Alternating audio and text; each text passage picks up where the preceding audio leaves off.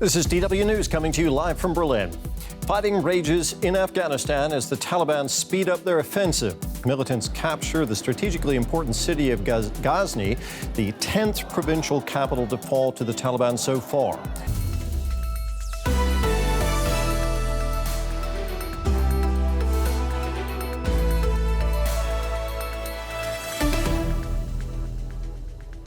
Hello, I'm Terry Martin. Welcome to the program. The Afghan government has suffered further setbacks in its struggle to halt the advance of the Taliban. The insurgents have captured the city of Ghazni, just 150 kilometers from the capital, Kabul.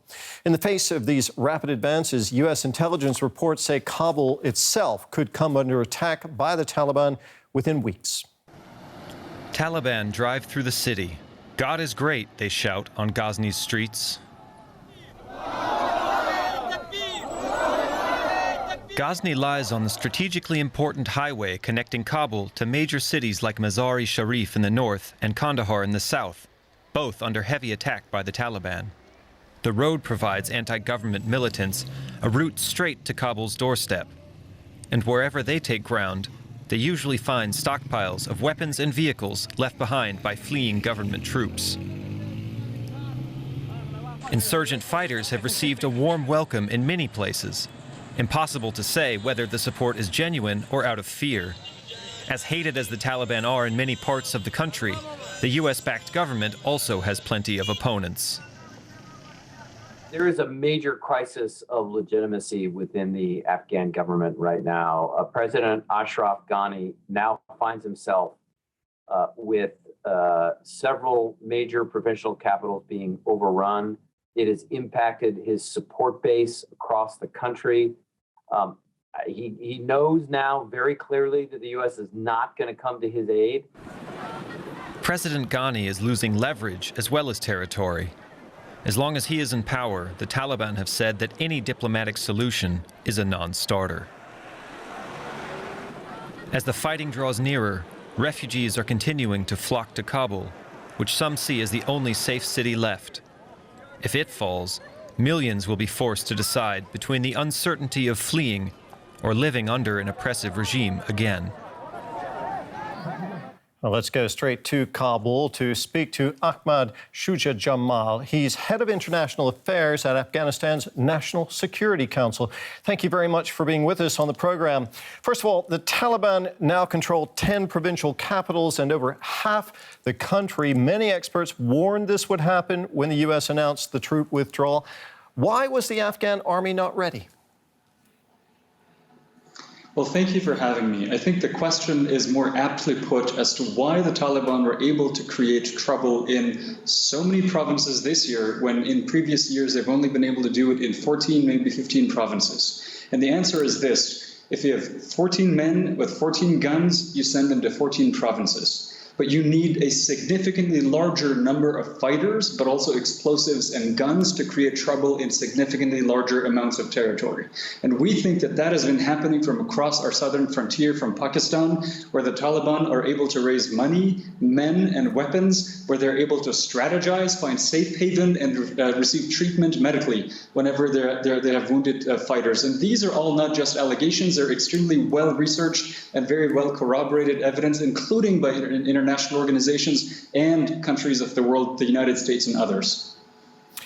The Taliban, I'll come back to you on Pakistan in a moment, but first of all, the military conflict itself. The Taliban are just 150 kilometers from Kabul. Your boss, the president, talked about a plan to take control of the situation.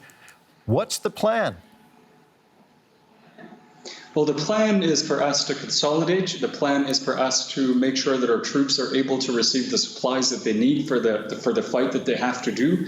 The plan is for us to conserve the resources that we have and make sure that the air assets that are under the control of the Afghan forces and the Afghan Air Force are able to supply men and bring weapons and ammunition to places that are defensible, as opposed to stretching too far, but also to be able to strike the Taliban in places where they do gather, because As it is, or as it used to be until very recently, the Afghan forces were stretched too wide and too thin and too far in places where the Taliban were able to hit them in isolated cases where it was difficult for us to support them. And so the consolidation plan is to make sure that we protect population centers and make sure that our troops are able to receive the support that they need with the resources that we have on hand. Let me put this to you. Do you believe the Afghan army can still turn the tide in this conflict and retake those population centers that are now controlled by the Taliban? Part of the plan involves retaking some of those population centers so we can actually provide the services and give the people the breathing space they want. But let me clarify to you the reality of what it means for the Taliban to be in control of an area. The Taliban do not have effective governance. The Taliban only have a monopoly of violence, which means they take people out from their homes, people who have had anything to do with international organizations, foreign military presence, the Afghan government, and they summarily execute them in places they go. The Taliban stop women from getting out of their homes, and there have been credible reports of sexual slavery of women in places that the Taliban have controlled. And even in those areas, the Afghan government has actually been the one that's been paying the salaries of teachers to the extent that they're able to be active, the salary of municipality workers, and everybody else. And so for them, it's really a monopoly of violence and far less about governance. Getting back to Pakistan and the international dimension of this, you deal with international relations for the Security Council in Afghanistan. How much blame do you put on Pakistan itself as a country, and what do you see as the regional implications of this conflict? I think we're past the point of blaming anybody. What we really want and what we've been asking the Pakistani government to do for many months now, including in the months leading up to the recent Taliban offensive of terrorism, which is stop providing weapons and sending explosives through your territory into Afghanistan.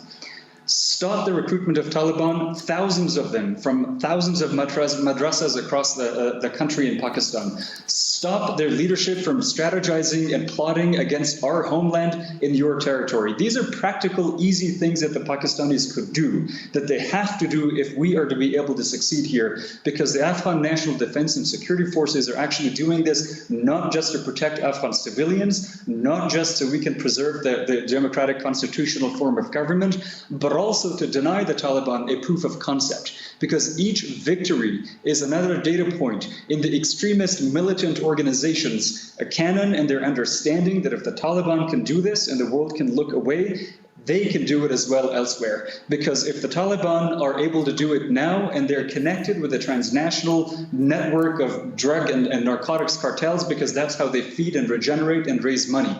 Because this is going to now affect Central Asia, the extremism is going to spread into Europe. Because of the 6 countries neighboring Afghanistan, 5 of them have terrorist organizations that are fighting in the ranks of the Taliban, and all of those countries are going to be affected should they continue to succeed in this country. So this is not just about Afghanistan and our people and our form of government, it's also about the neighborhood and the world.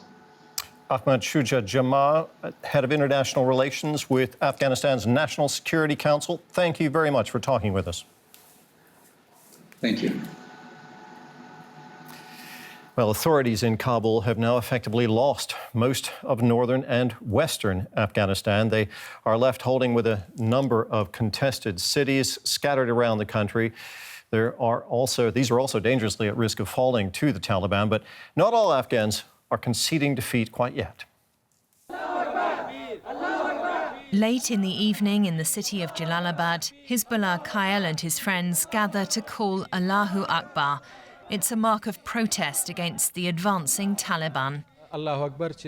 For us, the call Allahu Akbar means good will always triumph over evil. It's been around for many hundreds of years. It's about taking a stand against violence and oppression. There's been a wave of demonstrations across Afghanistan. Social media is awash with images of people protesting peacefully, showing, as they do so, solidarity with the Afghan army. I'm really happy that the people of Afghanistan are coming together to call Allahu Akbar. For the first time ever, we're using a common voice to stand up to injustice. I hope that good will triumph. But the situation is worsening by the day. The Taliban are taking control of one provincial capital after another. Fear is widespread. Saha Alizada works in a tailor shop which employs only women. She's proud of her job and very concerned about the current situation. It's very frightening. I'm afraid that we'll go back to how things used to be. It was a terrible time. Many people were killed. Now it's all happening again. Her family relies on her income. She's adamant she wants to keep her job, but the Taliban could pose a threat to that. They could ban women from working here. I'm not able to read or write. I just love working as a seamstress. I can support my family with the money I earn here. I just want everything to stay as it is. Hizbullah Kyle and his friends share the same hope. In the evening, they drink tea together and discuss what's happening. They long for an end to the violence and for peace to return to Afghanistan. We're not afraid for ourselves, but we are concerned about the many people in the cities who are suffering right now. We just hope that the conflict will soon end and Afghanistan can remain as it currently is. And until then, Hizbullah Kyle and his friends will continue their peaceful protest.